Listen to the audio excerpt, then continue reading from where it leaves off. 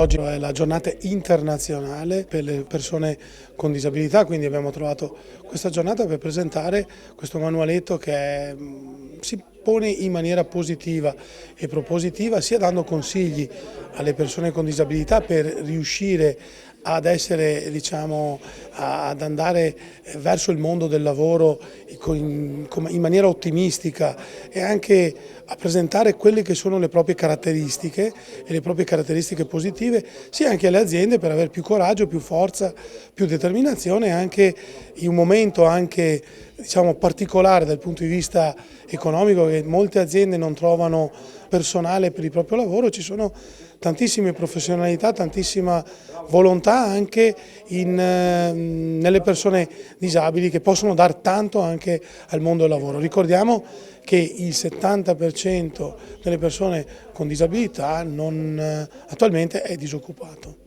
Io ho notato negli anni che purtroppo le persone con disabilità faticano veramente in maniera pesante ad inserirsi nel mondo del lavoro, e non solo. L'altra difficoltà è che una volta inserite le persone con disabilità, purtroppo molto spesso rimangono un po' ai margini, cioè la carriera per la persona con disabilità è difficile da sognare, da agognare. Questo manuale fa aprire gli occhi alle aziende e dà quell'autostima invece ai candidati di far valere proprio le proprie potenzialità. L'obiettivo è quello di creare dei percorsi condivisi di comunicazione e far capire. Io ci tengo a citare una brevissima storia.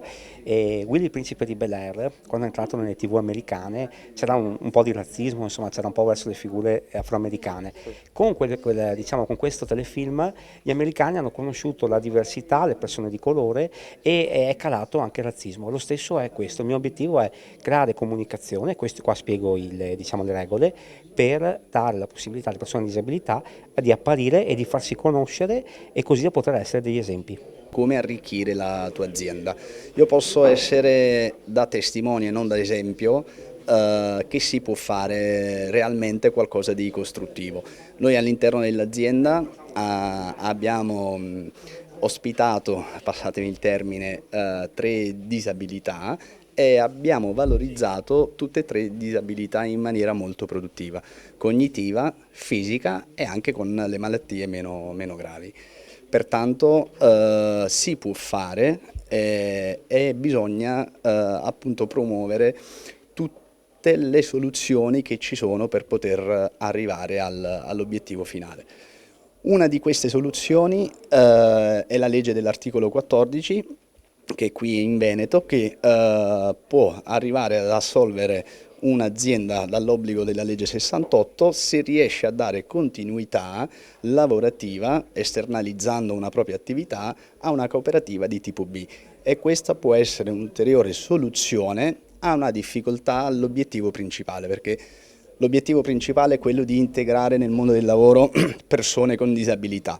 Lì dove non c'è la possibilità, non c'è la condizione, c'è ancora quest'ulteriore decreto legge che si può attuare per far sì di assolvere la legge 68, per far vincere comunque le cooperative che quotidianamente sono impegnate in questo settore, e soprattutto per raggiungere l'obiettivo finale, che è quello di dare una dignità di vita alla persona disabile.